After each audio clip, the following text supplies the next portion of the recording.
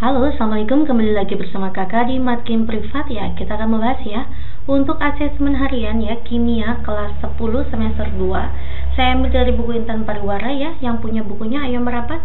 Kita akan membahas ya halaman 19. Ya, kita belajar bersama ya. Nomor 1.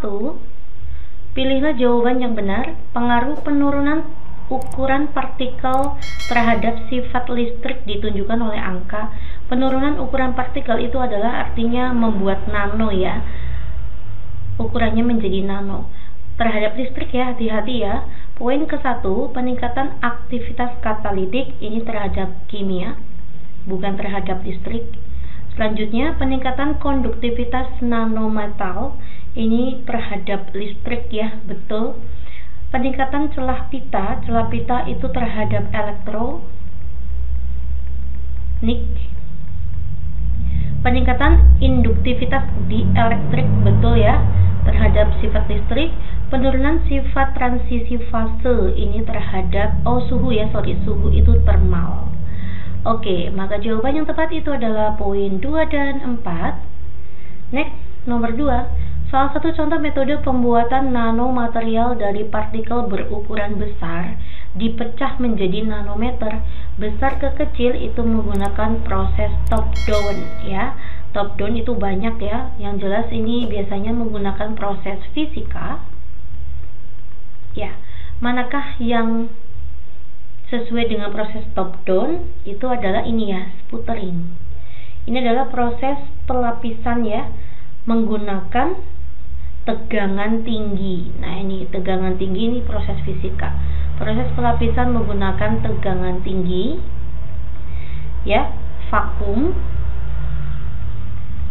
Pada saat vakum ya, dan tabung plasma.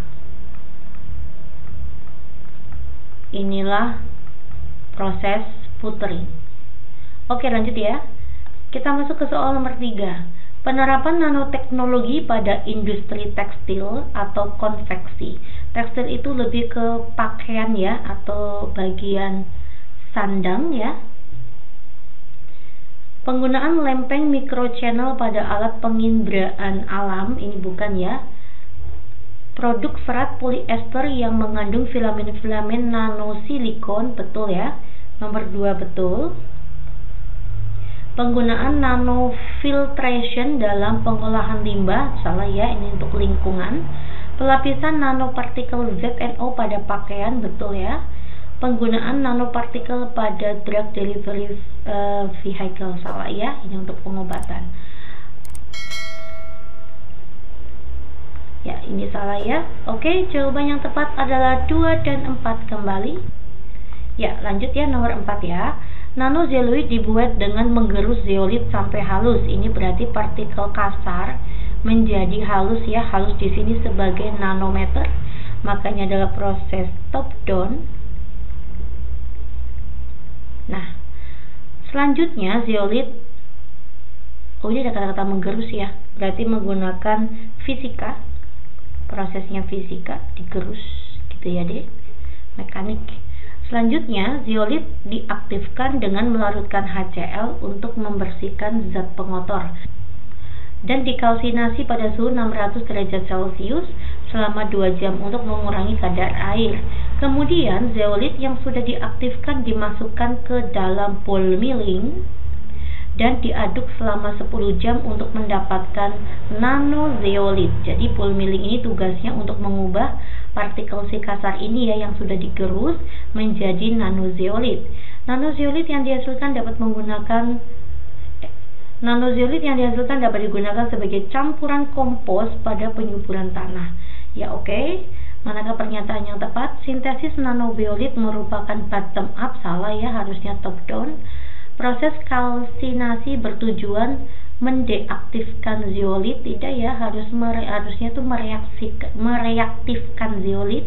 Metode yang digunakan dalam pembuatan nanozeolit adalah metode kimia, tidak ya, tapi metodenya fisika. Ball milling berfungsi untuk mengubah zeolit menjadi partikel nanometer. Ini ya yang tepat ya. Nanozeolit dapat digunakan sebagai campuran kompos karena bersifat non-reaktif, bukan non-reaktif tetapi reaktif, sehingga dapat digunakan sebagai pupuk. Nomor 5, penggunaan serat nano polivinyl alkohol ya atau PVA ini yang mengandung nanopartikel perak dalam proses penyaringan air merupakan salah satu contoh penerapan nanoteknologi dalam bidang ya. Tujuan penambahan nanopartikel perak ini itu agar air tidak terkontaminasi ya Dek.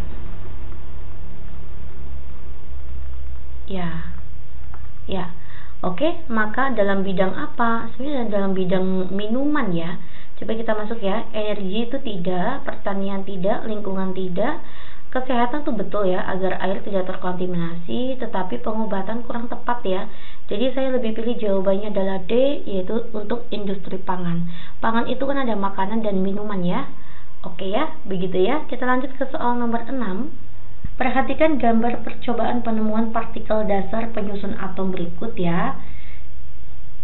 Ini tembakan sinar katode ya.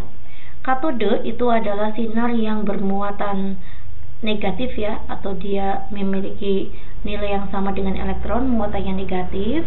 Apabila partikel negatif, maka nanti akan dibelokkan ke kutub positif. Positif itu di sini. Ini kutub negatif. Kutub negatif itu yang ini. Jadi partikel katoda itu jika dimasukkan ke dalam medan magnet nanti akan dibelokkan ke C sini, ke kutub positif ya. Oke, kita akan lihat jawabannya. Di bawah pengaruh medan listrik dan dibelokkan ke A, bukan ke A ya, tetapi ke C. Di bawah pengaruh medan magnet dan dibelokkan ke C, betul ya. Di bawah pengaruh medan listrik sinar lurus, tidak lurus ya. Sinar katode bermuatan positif, salah, katode bermuatan negatif. Sinar katode tidak dipengaruhi medan, salah ya, harusnya dipengaruhi medan dan dibelokkan ke kutub positif. Oke, lanjut ya. Kita masuk ke soal nomor 7. Hubungan antara model atom dengan isi teorinya. Ini modelnya siapa, Dek? Ini sebenarnya ada inti atom dikelilingi oleh elektron ya, dengan lintasannya atau menemukan kulit. Ini menggunakan bukan menggunakan ya. Ini ditemukan oleh Niels Bohr. Oke ya, ini modelnya. Atom-atom unsur sejenis mempunyai sifat yang sama. Oh, ini punyanya Dalton. Maka tidak matching ya. Ya, oke, salah. Ini punya siapa? Ini teori atom modern ya. Atom modern. Ini gambarannya adalah inti atom. Ini adalah orbital ya. Daerah kebolehjadian ditemukannya elektron. Ini orbital. Oke. Ya, ini kurang tepat ya, Dek ya. Yang lebih tepat tuh dalam atom modern itu mengemukakan bahwa daerah kebolehjadian ditemukannya elektron. Kurang tepat ya. Lanjut. Ini punyanya Dalton. Ya, bahwa atom seperti bola pejal dan bagian terkecil dari suatu unsur dan tidak bisa dibagi lagi. Atom merupakan bola bermuatan positif yang di dalamnya tersebar elektron. Ini punyanya siapa, Dek? Ini punyanya C.C. Thomson. Jadi tidak matching ya, tidak tepat. Next, ini punya siapa? Ini punya Rutherford.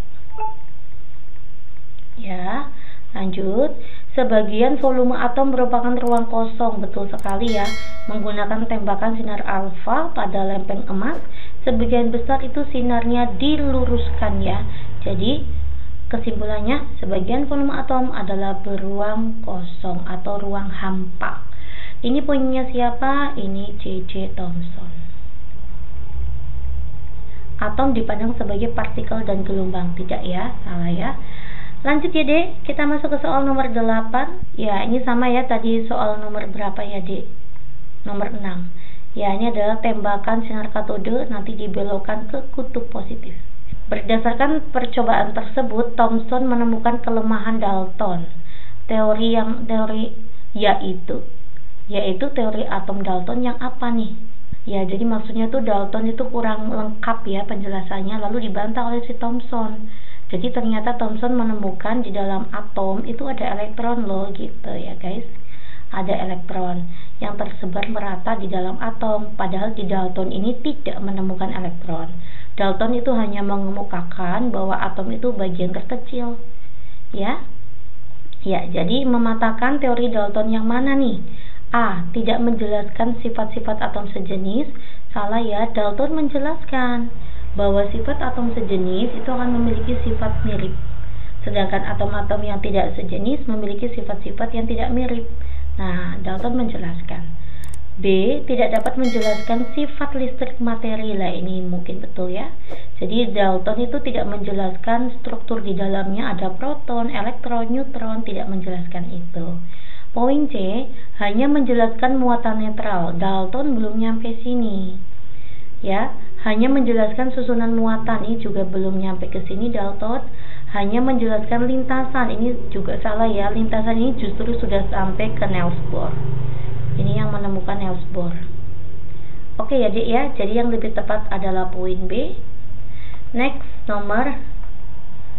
lanjut ya, nomor 9. Jumlah elektron, jumlah proton, dan jumlah neutron pada suatu notasi atom AU 19779. Atas itu disebut nomor massa ya. Nomor massa itu rumusnya adalah nomor atom atau elektron ya, lebih tepatnya elektron ditambah dengan ya, pada atom netral itu elektron sama aja dengan proton ya. Nomor atomnya ini bisa elektron atau proton ditambah dengan neutron. Nah, jadi nanti elektronnya itu adalah 79, protonnya karena dia atom netral maka protonnya juga sama 79. Neutronnya berapa nih? Neutron nanti rumusnya nomor massa dikurangi nomor atom. Maka nanti 197 saya kurangi 79 gitu ya. 17 diambil 9 itu adalah 8, 18 diambil 7 itu adalah 11. Neutronnya 118. Jawabannya adalah A, 10. Iya, lanjut nomor 10 ya. Ilmuwan yang mengemukakan bahwa sebagian besar atom berupa ruang kosong. Ini punyanya Rutherford. Ya, menggunakan tembakan sinar alfa ke lempeng emas ya. Ya, oke. Jawabannya adalah Ernest Rutherford. Ya, untuk soal nomor 11 sampai dengan 20 saya akan bahas di part B ya. Ya, terima kasih ya. Simak kembali video kakak di part kedua. Assalamualaikum.